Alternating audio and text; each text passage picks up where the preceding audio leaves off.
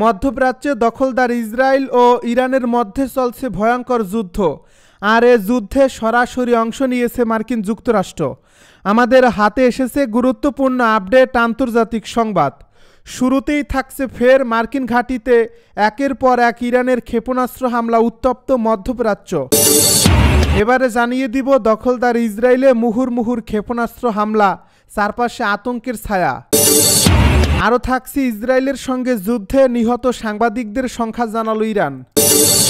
এবারে জানিয়ে দিব দখলদার ইসরায়েলি বিমানবন্দরে ক্ষেপণাস্ত্র হামলা হুতির। সব শেষে জানিয়ে দিব জাতিসংঘের পরমাণু শক্তি সংস্থাকে দ্বিচারিতা পরিহার করতে হবে বলছে ইরান। এতক্ষণ শুনছিলেন আপডেট সংবাদের শিরোনাম, এবারে বিস্তারিত। তবে তার আগে অনুরোধ রইল ভিডিওটিতে একটি লাইক এবং কমেন্ট করে জানিয়ে দিন ভিডিও সম্পর্কে আপনার মূল্যবান মতামত। আরও জানিয়ে দিন ভিডিওটি কোথা থেকে দেখছেন বা কোন জেলা থেকে দেখছেন। মার্কিন ঘাঁটিতে একের পর এক ইরানের ক্ষেপণাস্ত্র হামলা, উত্তপ্ত মধ্যপ্রাচ্য। মধ্যপ্রাচ্যে আবারও চরম উত্তেজনা, এবার লক্ষ্য মার্কিন সামরিক ঘাঁটি। ইরানের বিপ্লবী গার্ড বাহিনী একাধিক ক্ষেপণাস্ত্র ও ড্রোন হামলা চালিয়েছে ইরাক ও সিরিয়ায় অবস্থিত মার্কিন সামরিক স্থাপনাগুলোর উপর। এই হামলাগুলো এতটাই ঘন ঘন ও পরিকল্পিত ছিল যে মার্কিন সেনারা কার্যত অপ্রস্তুত অবস্থায় পড়ে যায়। সূত্র আরও জানায় অন্তত 3টি ঘাঁটিতে আঘাত হানা হয়েছে, যার মধ্যে সবচেয়ে ক্ষতিগ্রস্ত হয়েছে সিরিয়ার আল তানাব ঘাঁটি। ইরান দাবি করছে এটি তাদের শহীদদের রক্তের প্রতিশোধ। সম্প্রতি গাজা ও লেবাননে ইসরায়েল ও যুক্তরাষ্ট্রের যৌথ অভিযানে নিহত ইরানপন্থী কমান্ডারদের বদলা হিসেবে এই হামলা চালানো হয়েছে। ইরানি প্রতিরক্ষা মন্ত্রণালয়ের এক বিবৃতিতে বলা হয়েছে, যেখানে আমাদের রক্ত ঝরবে সেখানেই আমরা আগুন ঝরাবো। এই হামলার পরপরই মার্কিন প্রতিরক্ষা দপ্তর জরুরি বিবৃতি দিয়ে জানায় তাদের কিছু সেনা সদস্য আহত হয়েছে, তবে হতাহতের সংখ্যা এখনও নির্দিষ্ট করে বলা যাচ্ছে না। তারা দাবি করেছে বেশিরভাগ ক্ষেপণাস্ত্র আকাশেই প্রতিহত করা সম্ভব হয়েছে, তবে কিছু ক্ষেপণাস্ত্র লক্ষ্য ভেদ করতে সক্ষম হয়েছে। বিশ্লেষকেরা বলছেন ইরান ও যুক্তরাষ্ট্রের মধ্যে ছায়া যুদ্ধ এখন সরাসরি সংঘাতে রূপ নিচ্ছে। আগেও সীমিত পাল্টা হামলা হয়েছে, কিন্তু এবার যেভাবে পরপর হামলা চালানো হচ্ছে তা মধ্যপ্রাচ্যে বড় যুদ্ধের পূর্বাভাস হতে পারে। ইসরায়েলে মুহুর্মুহুর ক্ষেপণাস্ত্র হামলা, চারপাশে আতঙ্কের ছায়া। মধ্যপ্রাচ্য আবারও রক্তাক্ত, এবার ইসরায়েলের আকাশ জুড়ে ছড়িয়ে পড়েছে যুদ্ধের ভয়াবহ সুর। গাজা উপত্যকা থেকে ইসরায়েলের বিভিন্ন শহরের দিকে ছোড়া হয়েছে শত শত ক্ষেপণাস্ত্র। মুহুর্মুহুর বিস্ফোরণে কেঁপে উঠেছে তেল আবিব, আশকেলন সহ দক্ষিণ ও মধ্য ইসরায়েলের বিস্তীর্ণ এলাকা। আতঙ্কিত সাধারণ মানুষ দৌড়ে ছুটে যাচ্ছে নিরাপদ বাংকারে। সাইরেনের শব্দ যেন থামছেই না। এই হামলার মূল দায় স্বীকার করেছে গাজার সশস্ত্র সংগঠন হামাস। তারা দাবি করছে ইসরায়েলি দখলদারিত্ব এবং পবিত্র আল আকসা মসজিদে সেনা হস্তক্ষেপের জবাবে এই প্রতিশোধমূলক হামলা চালানো হয়েছে। অন্যদিকে ইসরায়েল দাবি করেছে তার আয়রন ডোম প্রতিরক্ষা ব্যবস্থা দিয়ে অনেক ক্ষেপণাস্ত্র মাঝপথে ভূপাতিত করতে সক্ষম হয়েছে, তবুও কিছু ক্ষেপণাস্ত্র জনবহুল এলাকায় আঘাত এনেছে, যার ফলে অন্তত 18 জন ইসরায়েলি আহত হয়েছে বলে জানানো হয়েছে। ইসরায়েলি প্রতিরক্ষা বাহিনী পাল্টা জবাবে গাজা সীমান্তে একাধিক বিমান হামলা চালিয়েছে। ধ্বংস হয়েছে কয়েকটি আবাসিক ভবন এবং হামাসের একাধিক স্থাপনা। গাজা স্বাস্থ্য মন্ত্রণালয়ের বরাতে জানা গেছে এই হামলায় অন্তত 23 জন ফিলিস্তিনি নিহত হয়েছে, যার মধ্যে নারী ও শিশু রয়েছে। ইসরায়েলের সঙ্গে যুদ্ধে নিহত সাংবাদিকদের সংখ্যা জানালো ইরান। সাম্প্রতিক যুদ্ধে ইসরায়েলি হামলায় ইরানে কমপক্ষে 1 ডজন সাংবাদিক ও গণমাধ্যম কর্মী নিহত হয়েছেন। বৃহস্পতিবার ইরানের রাষ্ট্রীয় গণমাধ্যমের খবরে এমন দাবি করা হয়েছে। ইসলামিক রেভলিউশনারি গার্ড কর্পসের একটি ইউনিট বাশিস আধা সামরিক বাহিনীর মিডিয়া শাখা জানিয়েছে, নতুন করে আরও 2 ব্যক্তি নিহতের বিষয়টি নিশ্চিত হওয়া গেছে, যার ফলে গণমাধ্যম কর্মী নিহতের সংখ্যা 12 জনে পৌঁছালো। এ সংস্থাটি অভিযোগ করছে ইসরায়েলকে সত্যের কণ্ঠস্বর নীরব করা এবং প্রতিরোধ ফ্রন্টের গণমাধ্যম দমন করার জন্য ইচ্ছাকৃতভাবে গণমাধ্যম অবকাঠামোকে লক্ষ্যবস্তু করে হামলা করছে। এদিকে 12 দিনের এ সংঘাতের সমাপ্তির পরেও যুদ্ধে হতাহতের সংখ্যা বৃদ্ধি পাচ্ছে। আহতরা বিভিন্ন হাসপাতালে চিকিৎসাধীন অবস্থায় মারা যাচ্ছেন। গত 13 জুন ইসরায়েল ইরানে আক্রমণ শুরু করে। ইরানের সামরিক স্থাপনা, পারমাণবিক স্থাপনা এবং আবাসিক এলাকায় ভয়াবহ বোমা হামলা চালায় তারা। এ সংঘাতের সময় ইসরায়েল উত্তর তেহরানে ইরানের রাষ্ট্রীয় সম্প্রচার কমপ্লেক্সও আক্রমণ করেছিল।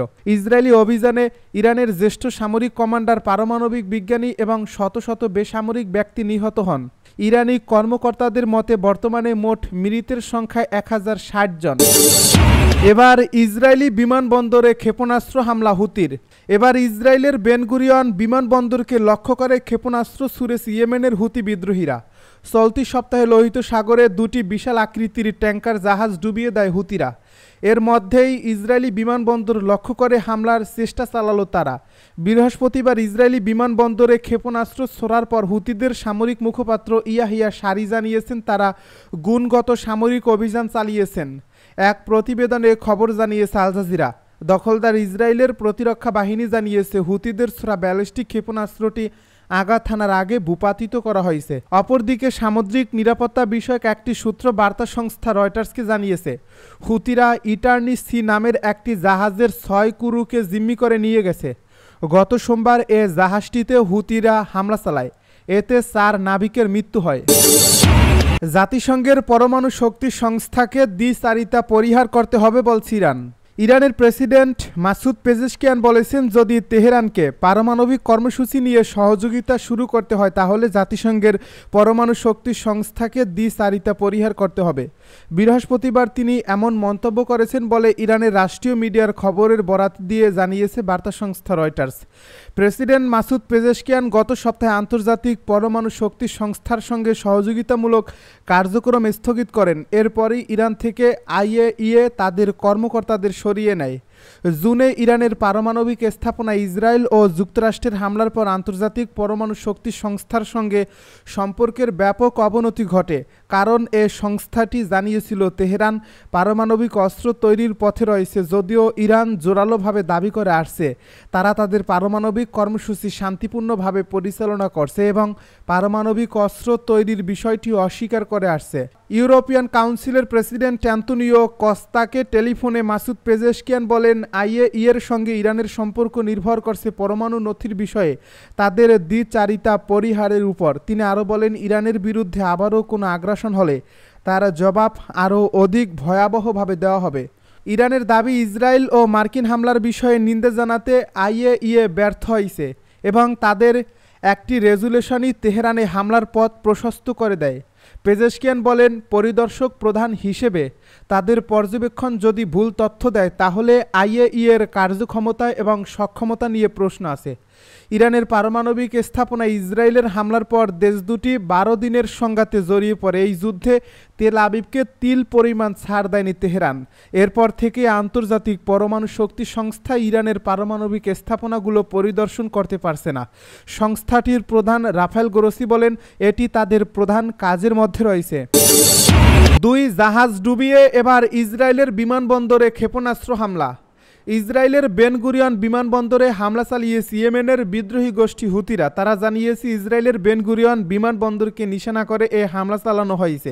এর আগে এক সপ্তাহে লোহিত সাগরে 2 জাহাজ ডুবিয়ে দেয় হুতিরা। বৃহস্পতিবার আল জাজিরার এক প্রতিবেদনে এই তথ্য জানানো হয়েছে। প্রতিবেদনে বলা হয়েছে ইয়েমেনের হুতি বিদ্রোহীরা গাজায় চলমান যুদ্ধবন্ধের দাবিতে ফিলিস্তিনিদের সমর্থনে সামরিক চাপ বাড়িয়েছে। এই গোষ্ঠীটি চলতি সপ্তাহে লোহিত সাগরে 2টি জাহাজ ডুবিয়ে দিয়েছে। এরপর আবার ইসরায়েলের বেন গুরিয়ন বিমানবন্দরের ক্ষেপণাস্ত্র হামলা চালিয়েছে।